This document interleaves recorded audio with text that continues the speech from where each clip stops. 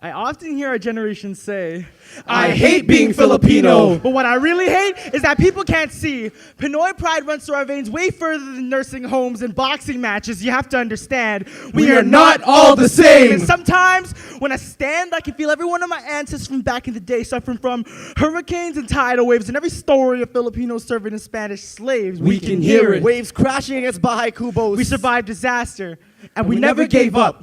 So it's time we pay homage to our culture. By that, I don't mean obeying the supreme Jordans that some people die for. I mean snapping back to the days in the homeland. See, in the past, my ancestors would chop down the good wood to make their money. Sleep at 12 and wake up 4 in the morning to run the farm and make ends meet. From fighting the daily war against poverty. Or against the Japanese in World War II and Spanish colonization. We rock the red, blue, yellow, and white of our flag to show that our homeland will always be there with us. We sport the red blood that our ancestors have lost in our sleeve to show that family comes first. Living under skies so blue and oceans so pure that there is no comparison. Then there's the yellow sun rays that reflect off of our shattered country to expose its true beauty. And the white, which represents the innocence hidden underneath the constant struggle for freedom and peace.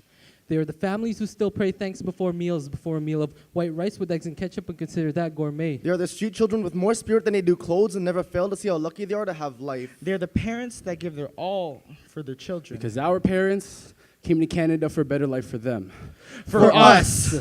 But the migration can't stop the legacy that we've left at home, that our ancestors' stories will never be faded and our native tongue will never be silenced. My roots will never be extracted from my ground. So, from the beginning of time up until the 80s, we relied only on the earth to survive. Through our backs, through blood, sweat, and tears, to make the lives for this generation easier, and to show them that we worked our lives for you.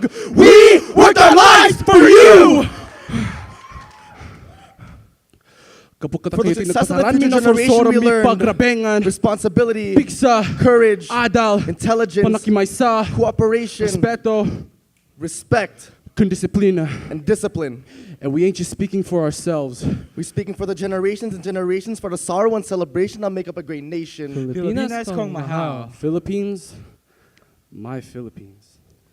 So the next time you feel ashamed in your culture, or just ashamed in yourselves, remember, your ancestors fought for you.